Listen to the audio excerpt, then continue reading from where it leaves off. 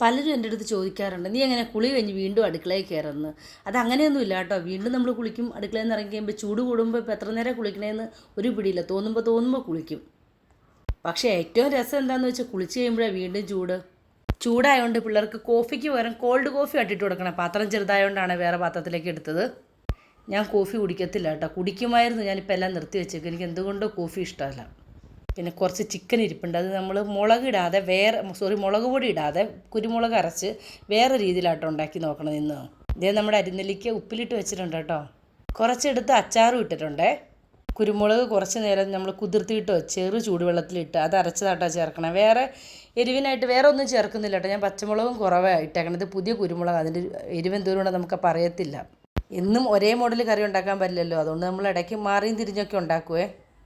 മഞ്ഞൾപ്പൊടി, കുരുമുളക് പൊടി, ഗരം മസാല ഇതൊക്കെയായിട്ട് ഇതിൻ്റെ അകത്ത് ചേർത്തേക്കണേ. പിന്നെ അവസാനം കുറച്ച് മല്ലിയിലയും കൂടെ കൂടി വെതറിയിടുവേ.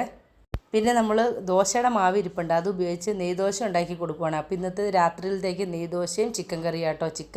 സാധാ ചിക്കൻ കറിയല്ല, വേറെ രീതിയിലുണ്ടാക്കിയത്. എനിക്കതിൻ്റെ പേരൊന്നും എനിക്കറിയത്തില്ല കേട്ടോ.